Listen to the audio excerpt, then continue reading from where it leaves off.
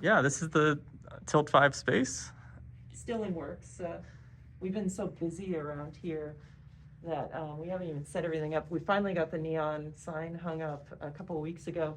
We have a big mural that we're going to put across here that is actually the collectible box art, which I can't show you today. I'll show you, but you can't record it. Okay, gotcha. That's fair. But it's going to be beautiful. It'll be across here. And then throughout our space, of course, I'm a pinball collector and an arcade game collector, so we've scattered a bunch of my collection in here. I think pinball is like the second best video gaming experience out there, next to Tilt 5, of course. But you get, you get sound and kinesthetics, and it's a game of skill, and there's story, and there's video games built in. You get a little bit of everything in pinball. That's why I love it so much. I like how there was a tweet, I think, from the Tilt 5 a little bit ago, where you guys were just imagining, you guys like put a board on top of a pinball machine, and it just made people think like, wow, what if I could play pinball like on a Tilt 5 board? I'll show you a work in progress. Oh, fantastic. Yeah, I love our system so much. It's so fun to program for. And I'm not a programmer at all. I'm a chip designer. But on the weekends, I'm always doing little projects that just kind of experiment because it's just so fun. I saw your little robot you just got floating around your apartment or something. I should have brought that in. I'm fixing up this old Hero Junior robot, which, talking about emerging markets, that's kind of funny. I was looking at the marketing material for this like 1983 robot. And it's like, it can be your best pal. It can guard your home. It can hook into your security system, all kinds of stuff. Oh my gosh. And so I've been exploring, like, what can it actually do? Right, yeah. It is so crude. It's like... my great uncle had one. I remember going to his house, just seeing it kind of buzz around and just running into walls and stuff. And I'm like, he was very proud of it, but I'm looking at it as a kid and like, that thing looks kind of scary. That's why my cats... don't know what to make of this thing because it's not very elegant moving around. Yeah. And it's my not like house doesn't have enough space, so it's like getting itself stuck in a corner and it starts beeping. And so each one of the conference rooms we themed after one of our favorite gaming companies. So yeah, I'm a child of the 80s, so our one of our conference rooms has to be Atari. And we're decking out all the rooms with classic artwork and elements from that era. Is Atari what originally started you into loving gaming? Probably because I was really into arcades. My father never gave me enough money to go play mini games, but we go to like the pizza parlor and they always had like an arcade off to the side. He'd give me like 50 cents, and I'd go into the arcade room, and I'd look at every one of these games, and it's like I've got 2 or 3 quarters. I've got to be very selective of what I'm going to spend my money on. Right. I mean, I'm like 6 or 7 Yeah, years old. Of course. But it made this like long-lasting like impact in my life. That's why I obsess on pinball machines. It's right. Like, probably because I was starved of actually getting to play them back in the day. Yeah. But yeah, this is a lot of this is my personal collection. So of course, Atari Room's got to have E.T. Yeah. I don't know. People say it's a terrible game. I actually grew to like it. It's not as bad as they say. Yeah.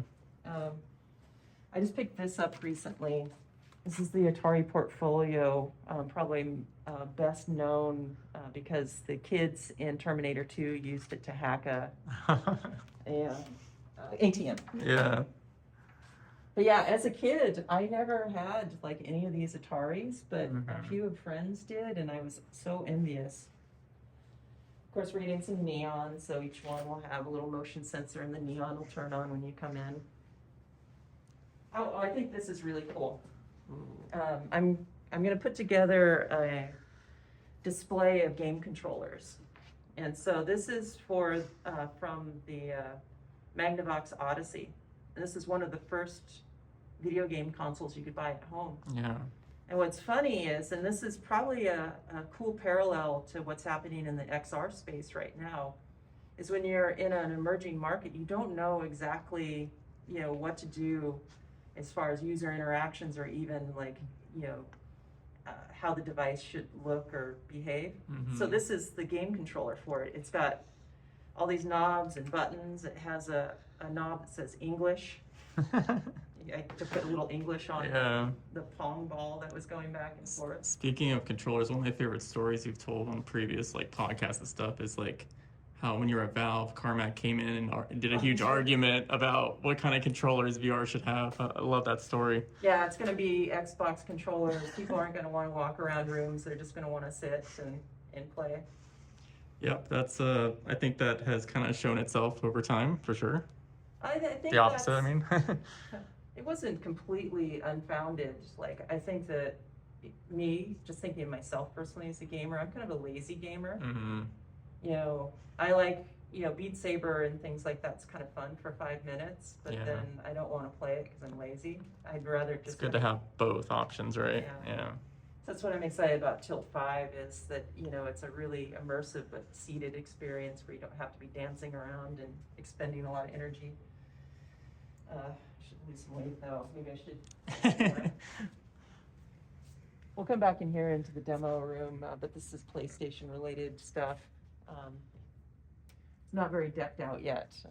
I got to bring in a bunch of my PlayStation things.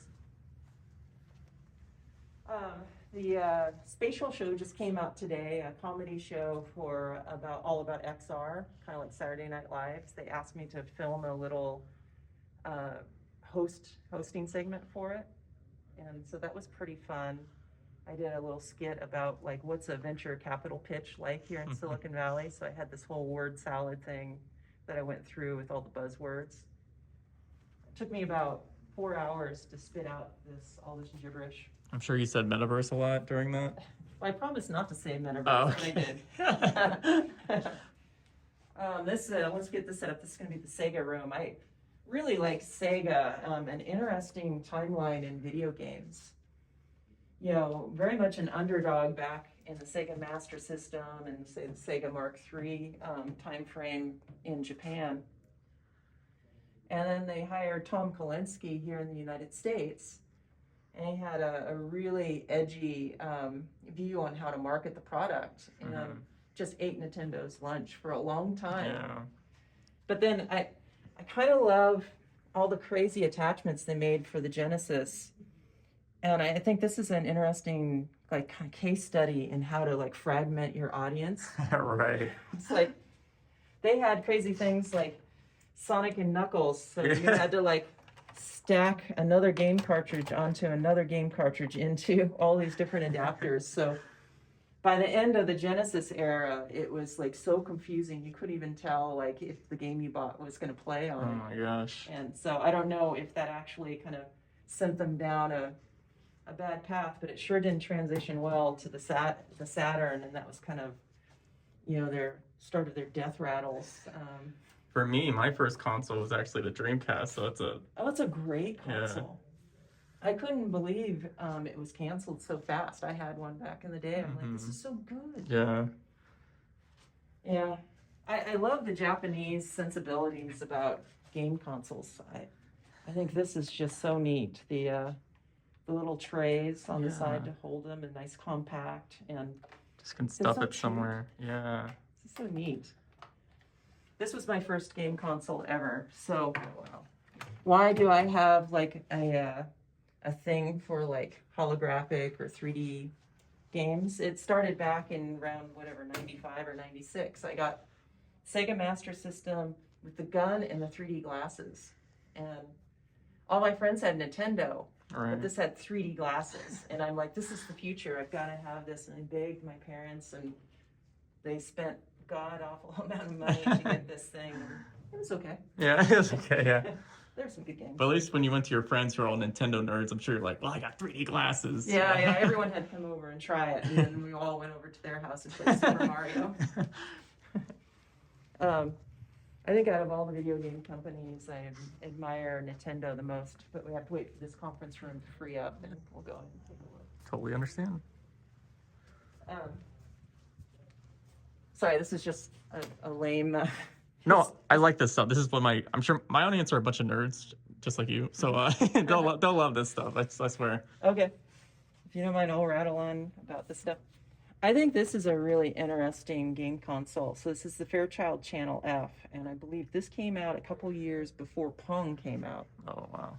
And what's neat about this is it was so far ahead of its time. It took cartridges, Yeah. had some built-in games, had What the game heck? controllers that looked somewhat like what you would imagine a game controller would be like. Mm-hmm. But by all accounts, it was pretty much a flop. Mm-hmm.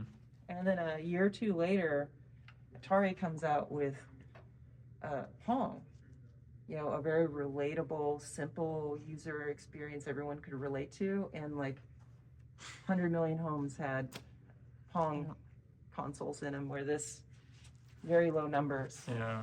even though it could have done, you know, everything and more. Wow. We'll go to my office here in a bit. And Okay. I've got, it's messy and embarrassing, but Oh, this is. I like this already. Oh my gosh. yeah. So yeah, you can come in. It's fine. So this is a duplicate of most of the machines that are sitting over in China.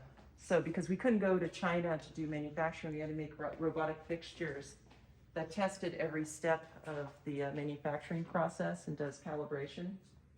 What's cool about these machines is we can remote into them and we can see exactly what's happening as each unit's being built, and we can monitor it remotely, and we can, you know, hit a big red button like stop, we see a problem.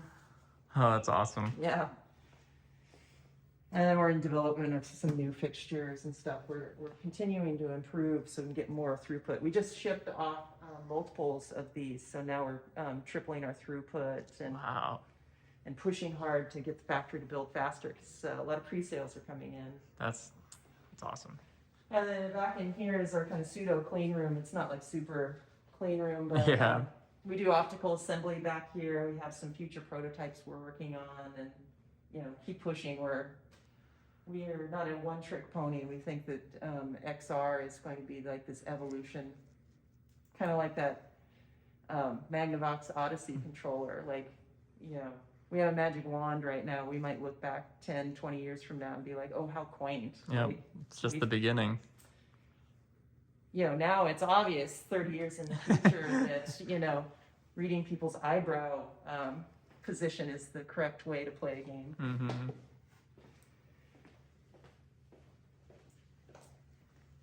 Oh yeah, here's the script that I had to ramble off for my thing. It's a game-changing, cloud-based, big data, augmented reality, social networking app that uses our proprietary video pass-through contact lenses. That was hard to do, to memorize. It was probably even more painful to say it. Yeah, with a straight face. There's a lot of like hype out in the market right now. Mm-hmm. Like, and it seems like it's never ending. Yeah. Like it's like there's always a whale jumping out of a gymnasium, or you know, next week Apple's gonna have glasses that are like 1,000 times better than the laws of physics allow. Yeah. Yeah, as I was saying earlier, if you were here maybe 2 weeks ago, we had a huge shipment of units. Like they were stacked everywhere, and we were doing 100% inspection. We were having to jump over things, and more pinball, obviously. This is my favorite one.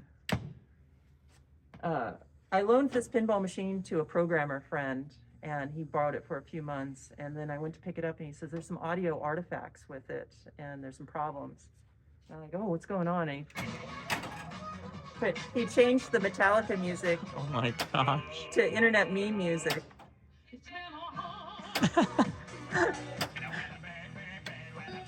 So anyway, he was like, "Ha, I got you, and I'll change out all the audio back." And I'm like, "No, Keep it's it. forever gonna be called Meme Metallica." Let me guess the time frame that happened. Around 2010 maybe? Yeah, about. Yeah. Because you can recognize all the memes. Exactly, yeah. Yeah, I think I was at Valve at the time, or just had left Valve, and this happened. So this way we have a workshop. This is next to my office, one of the messiest ways. Devin, Hello. testing and building, and Trying to figure Oh, this out is- what's going on with this. Devin's creative way to lift a table so he doesn't have to hunch over so much. I'm too tall. I just love that there's boxes of wands holding up. Yeah, as you build hardware, you end up with all kinds of like flaws as you're building them. And so you go through and sort them, and you have to tear them apart and analyze them. A little blurry. Looks like a blurry pile. But, oh, Devin's got his science machine running. Ooh. That's Amy, which you may have seen. Nice to meet you. Nice to meet you. It's a little light in here right now, but this is where all the robots get built. Oh my. You know, a lot of testing happens. It's the fun room. It looks a lot of fun. It's, Show you me all know, the toys. it's surprisingly messy doing hardware, and especially in a small scale, like, you know, a small company. Like, you have to move fast, so you end up with piles and piles of things, and it's up to each of the engineers to have their own organization. Can I ask about this one? I like this. Wall of shame? Yeah, the wall of shame. That looks awesome. Remember to unplug hot glue gun when finished.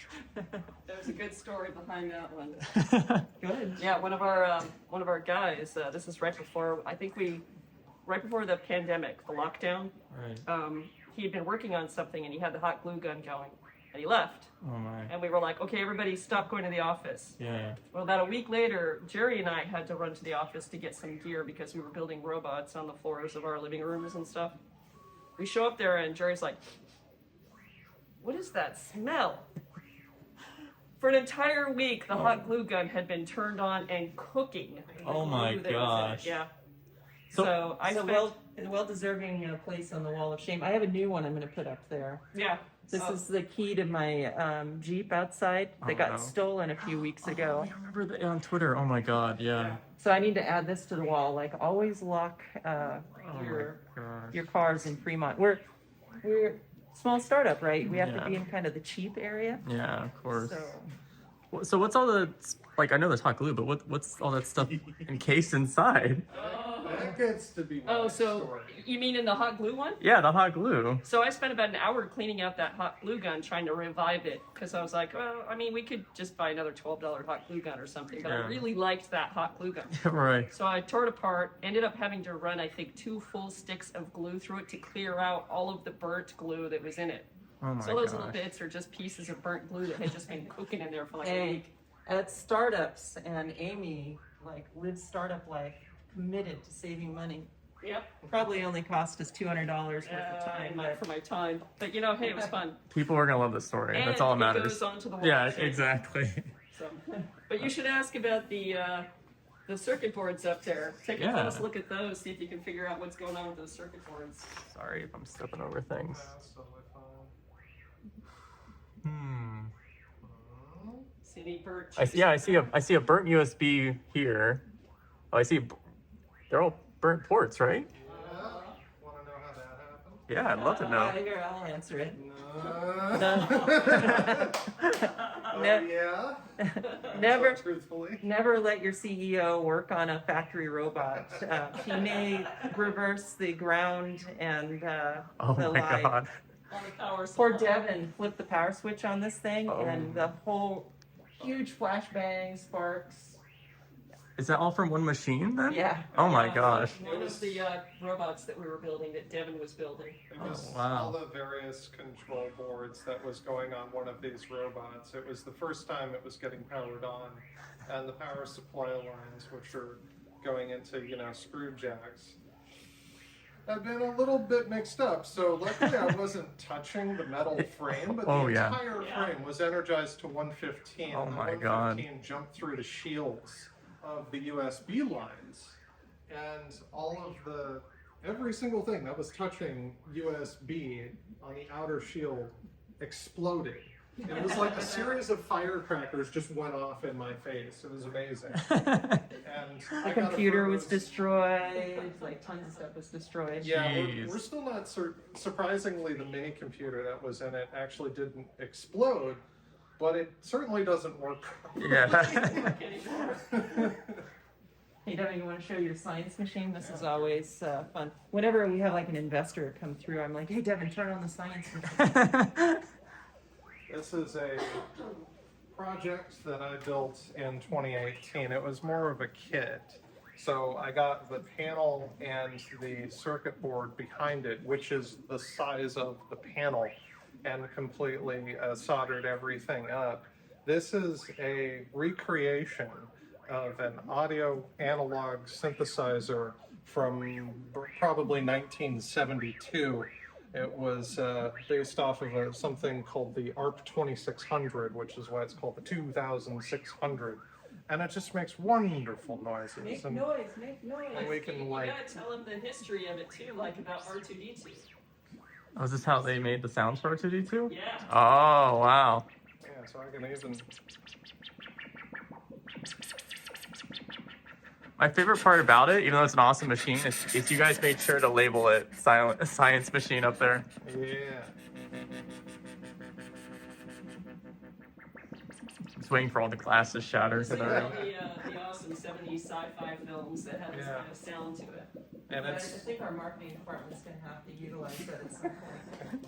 at some point we've got to, yeah, for sure. We have something in mind, and that video I showed you a few weeks ago from Yeah. an 80s Oh, yes, yes. We'll have a promo video coming radio soon. promo video. Oh, I'm It'll excited. be lovely. Yeah, this is, you know, it takes a lot. Yeah, there it goes. There we go. And it's like you can't just build a product and have the first units work. Yeah. Like out of like dozens of pilot runs, you get them back and they're like, well, it's not up to snuff. So you have to open them up, look at them, Mm-hmm. scrap them. You know, but Here's a good example of one. This one had right there. looks kind of cookie. Yeah. Cooked. Sometimes I get cooked, you know. So do you guys like reuse the parts, or they just? We do, yeah. A lot of these are destined for developers. Oh, where okay. If there's like a smudge on a lens or something, it's not a big deal. Definitely not, consumers don't get any. Yeah, of course, real right. good ones.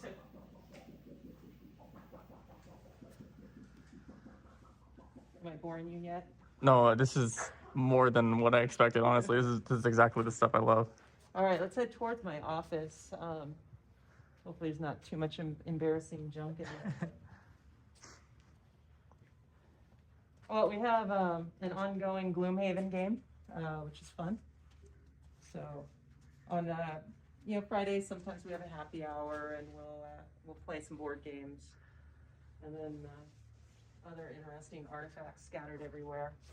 Starting to get our awards and stuff lined up. I like this book. Sorry, you're good. I like this book a lot because it's about a 500 page book on how we came up with our industrial design and all the tests that we did to make the ergonomics just right. And so this is pretty great stuff. Are you selling books like that? No, Oh, I don't know. I mean, 5 people in the world might be interested. I'd probably just give them a book. So, I'm one of those 5 people that's Oh, yeah. interested, of course. I can help you out with that. So, more stuff. I have like hundreds and hundreds of artifacts from like the 70s, 80s, and 90s. So I've been slowly bringing them in and trying to organize them so that we can look at them and enjoy them and talk about them. Most of this stuff in here I have an emotional connection to. Yeah. Either I was a kid and wanted one so badly, and we weren't a very well-to-do family, so I didn't get a lot of expensive toys. Right. Like all these early, portable computers and trainer boards, things like that. Children of the 80s have strong emotional reactions to these 2 devices. I had this as a kid. We were actually talking about it a few months ago. I'm like, I had a calculator, a learning calculator that looked like an owl. Mm-hmm. And I think Amy was the one that's like, it wasn't an owl, it was a professor. And I'm like, Oh, I'm sure it was an owl. And then we did a search and it was a professor, but my like 5-year-old mind Mm-hmm. recognized that as an owl. Then some of these things are various little projects I worked on, good and bad. There's this one people love this one a lot. It's pretty collectible. This was a video game joystick you plug in and you play your Commodore 64 games. Then it ranges to other things I designed that are horrible, like Rescue Me Pets. This actually started off as an amazing project. So it was going to be plush animals that all had personalities, and they had radio transmitters so they could communicate with each other. And they all knew songs and different songs. And when one started singing, they'd all wake up and start singing. So we prototyped it. We started showing people, and they're like, this is amazing, this is great. But in the toy industry, margins are very thin. So as soon as we started like value engineering it to ship it, we couldn't afford the cost of building it. So the executives are like, well, cut this feature, cut that feature, and just kept cutting things and cutting things. And When was this around? What year time frame? 2006 maybe? Yeah, I swear I remember Really? that. Yeah, I don't know. It's something about its eyes are really speaking to me, my memory. Yeah, its Amazon reviews went something like this. I got this, well, here, I'll finish the story.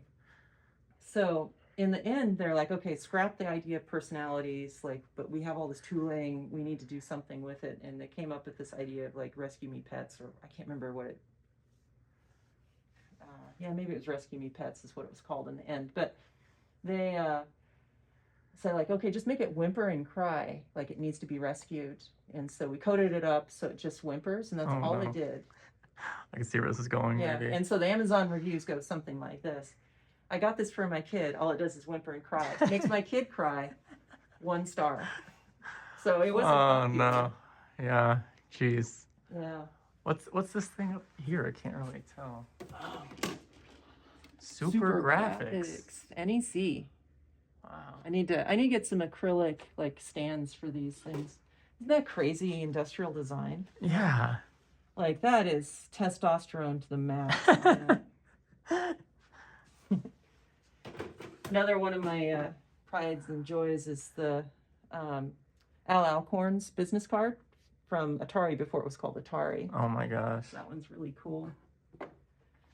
So yeah, lots of areas. I've started getting into collecting interesting cameras. I worked at a company that did video editing equipment, so I have kind of a love for this kind of stuff. So this is first consumer camera in the 60s, black and white, and you actually had to wear the reel-to-reel tape recorder on your shoulder. It had big lead acid batteries, probably like 50 pounds. Oh my I gosh. have one of those. I'll bring it in sometime. And this is 70s. This is a color camera. And you still had to wear the VCR, but it was a Betamax tape. Oh, no, this one was VHS with this one, but it was a separate recorder. This is the Betamax recorder here. And this one actually has a built-in tape recorder, but it's beta. Mm-hmm. And then this one, you may remember this from Back to the Future. Doc Yeah. comes in. So I had to get this one. It's my favorite movie of all time. Isn't that great? Yeah.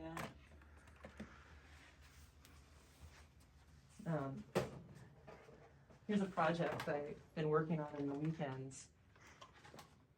So this is, I always wanted one of these. Laptop from the probably 1984 or so. Oh my gosh. Black and white screen. It could just do word processing, but I took the guts out. I put a mini PC in it and a color screen.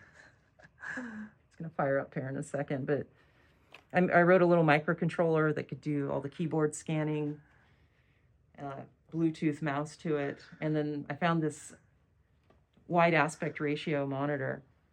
Oh, look at that. That's awesome. And it's heavy. It's all full of lithium batteries because it's like one of these mini PCs in there. Right. It actually runs for a couple hours, which is not bad. Yeah. For a homebrew laptop. Let's see, other interesting things. This is my beer fridge. What? Wait. Oh my god. It's not on right now. I haven't populated it yet, but Oh my god. so I got this mainframe tape recorder, and I realized the door opens. And I'm like, that's the Yeah. perfect size for a mini fridge. Oh my goodness. And so I made a little circuit board that makes these lights just blink randomly. And I'm working on adding a motor so the reels randomly will spin. That's- Other interesting stuff. This is some of the stuff that I worked on. Like this is a flight computer for the Astro rocket. It just went to orbit recently. So Wow. This is pretty fun. This is after the rocket blows up. And this was like the second generation. What's kind of funny is like all the chips just fell off when the rocket blew up. Wow. I'm super proud of those guys. It was another kind of startup story. Like when they had me come in and help them, there were 30 people. And it was in this transition period where my first startup had shut down. I had this little 4-month window. Yeah. And the CEO of the company is like, you're the only person I know that can come in and solve this like flight computer problem for us. And so a little group of us in 4 months made all the computers for this rocket. But the whole company was maybe 30 people, and they got a rocket off the ground. It's crazy. I mean, imagine like the 1960s and 70s. You told someone that a company of 30 could do something like that. They would never believe you. Yeah, it's crazy. And that they got it past FAA and got all the approvals. That was really Right. hard. As we were designing the circuit board, building flight computers is not rocket science. It's not very complicated, Right. really. But getting it approved to fly, that's the tricky bit. Other artifacts in here, I have core memory from a CDC and an Ampex core memory. So like kind of evolution of, the little magnetic cores. These are giant, and this was very late stage core memory in the 70s when, solid state memory was still expensive. Yeah. I have a Jolt 6502, this pretty rare developer board. This is what the Atari 2600 was originally developed on, was this type of board system. So that's pretty fun.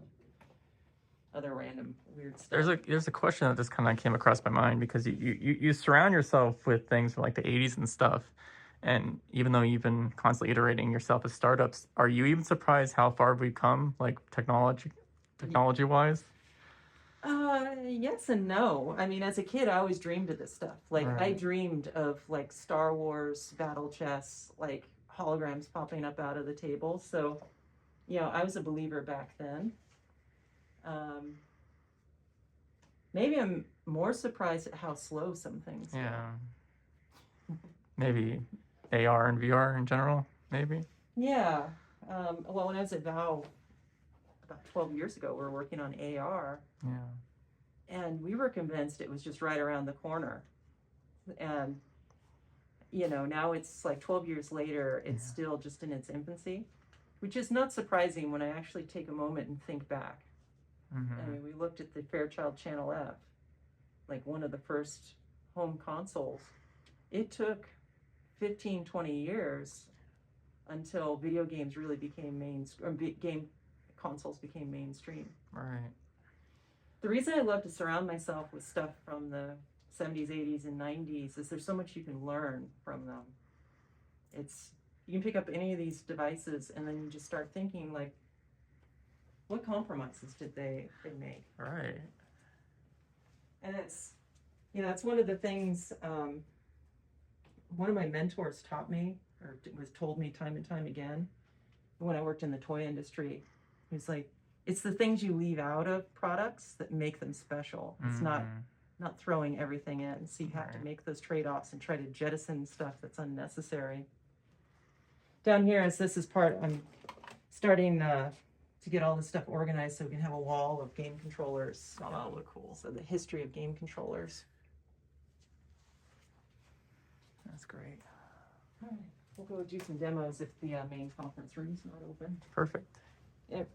People in here are like, there's a lot of other folks in the company. They're into retro stuff. Mm-hmm.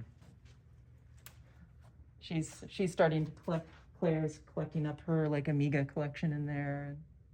So once we get this place decked out, it's gonna be nice. I'll have to come back when that happens. Please do.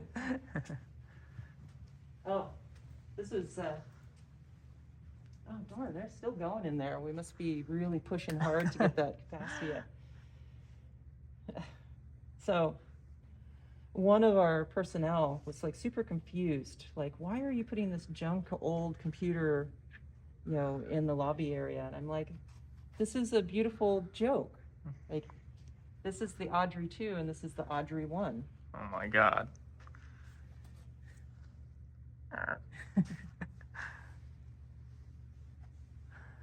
How many people would get that though? When Not you walk? many. Yeah. Not many. Me. Now you can. Makes you smile every time you come in, right? So you can't go from 0 to a really good AR experience in one shot. And so I've been at this about 12 years. Started off at Valve Software. That's where I got the bug for augmented reality. Very crude back then. Mm-hmm. This is one of the first prototypes I built after I left Valve. Lots of hot glue. These projectors were hand built by me on my coffee table just to prove the concept. And it was magical back then. But when I go back and kind of look at older stuff, I'm like, wow, I really had to squint really hard to see how good it could be. Right. I had to really imagine. And then we evolved over time. This was one of our first kind of more polished prototypes. And then we stumbled onto this new optical technique that allows us to do the light field stuff. And this was the first prototype of that, which largely used pieces from this transplanted over here with these special lenses. And it kept evolving. A lot of industrial design and weight reduction. And then finally we get over here to, you know, the lightweight, you know, production units that we're building now. So, oh, sorry, I was about to ask, like, this is hilarious. The Yeah. Sony Move controller, and it looks same as like the old Lighthouse prototypes at Valve with the Yeah. dots up here. You can see where my DNA comes from, right? Yeah, yeah. So this actually worked really well. So this had a bunch of like special patterns on it that we could detect. But, you know, as we tested, we're like, this is really good, except for it's too big. Mm-hmm. It gets in the way of the AR experience. So, and in fact, this is the order. It was that, and then it was this. And we're like, well, maybe we'll, instead of trying to detect like all these patterns on our kind of rudimentary cameras, we'll put the cameras right inside the wand. And this actually worked really well. Unfortunately, it was really expensive. Yeah. And then we're like, okay. And I need to find the whole collection. This is so out of order. It's okay. So, started off, there were like dozens of different like shapes we tried. Like what's ergonomic, holding it this way, this way. Mm-hmm. This was one of my favorites. It was like the pancake flipper. Right. It worked pretty well in most of the positions you wanted. But again, it blocked too much of the AR experience and kind of tempted the user to use it the wrong way. And then this is the actual wood prototype of what turned into this. This has active electronics in it, but we were like, oh, we really want to do it passive so it's lower cost. And so we did all kinds of experiments with attachments that were really ugly. So, I mean, part of the reason that we didn't go with this, even though it worked, is it was just too ugly. Right. Kept evolving. In my previous startup, we were very much like Magic Leap. We had a processor box. So this had Android running on it and a pretty capable processor. Partly because at that time, we didn't have the reprojection in the headset. We had to brute force all the experiences. So we had to maintain 120 frames a second Right. on Android. It was really rough. Mm-hmm. But at Tilt 5, my co-founder Jamie developed this new technique for reprojection in the headset, so we can take any frame rate from any device, like a phone or a computer, upscale it to this high frame rate so it's always buttery smooth. Yeah, so this is kind of a fun evolution. There's a lot more pieces I've been pulling out of boxes. I'm going to have a whole display eventually. But yeah, this has been probably about 8 years of my life outside of Valve, plus several years inside of Valve. Jeez. As a company, we admire Nintendo the most. They Mm-hmm. are all about bringing families together, and that's what I really bought into when I worked at Valve, and I think it's a grand mission. And so this is our tribute to Nintendo. So lots of Nintendo artifacts in here. I have a Virtual Boy, Yeah. of course. Power glove, because we're Mhm. always asked, like, why don't you just do a glove? Oh, yeah. Yeah. So easy, right? And I'm a little bit more emotionally connected to these devices. Oh Like my this gosh, is the more my Rob. era. So, Rob the Robot, which allowed Nintendo to break into the North American market when no retailer would sell a video game after ET flopped. Then again, another one of these amazing Japanese, you know, the Famicom with these amazing like trays on the side and the disk drive. I love this so much. And then this was the first thing that got Nintendo into video games. So it's this absolutely delightful 70s orange Pong clone. But feel those potentiometers, those knobs on there. They just have, again, Nintendo's attention to detail.